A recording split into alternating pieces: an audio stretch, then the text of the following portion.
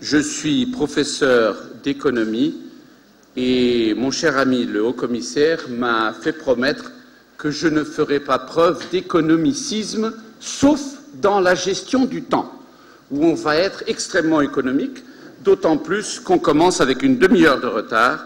On veut qu'il y ait un débat et on doit s'arrêter, vous le savez, à 16h30. Je vais donc faire dès maintenant l'économie de propos introductifs. Nous avons tous été inspirés par ce que nous avons entendu ce matin. Nous allons essayer de, petit à petit, avancer vers des implications plus concrètes de cette vision atlantique que l'on veut elle-même concrète et pas simplement philosophique, pas simplement géographique.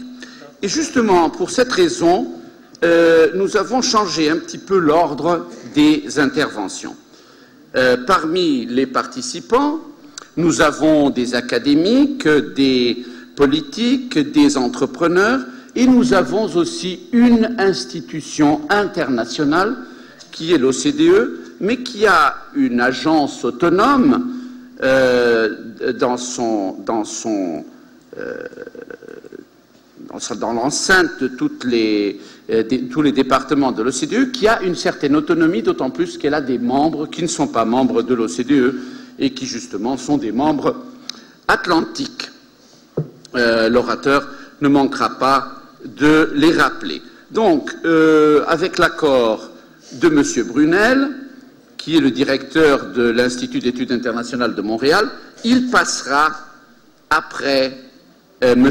Guillaume Grosso, qui est conseiller politique au Centre de développement de l'OCDE. Et après, nous suivrons exactement l'ordre qui est l'ordre du programme et qui est l'ordre alphabétique. Vous vous en souvenez.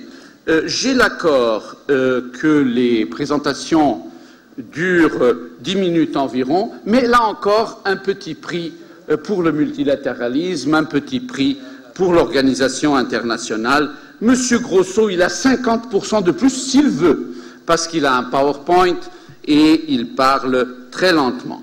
Donc, Monsieur Grosso, je vous invite à commencer votre présentation et vers les 12 minutes, je vous ferai un geste ami et il deviendra moins ami au fur et à mesure que les minutes passeront, mais d'une manière graduelle. On veut être graduel ici. C'est un plaisir de vous avoir ici, représentant le Centre de développement de l'OCDE, Guillaume Grosso.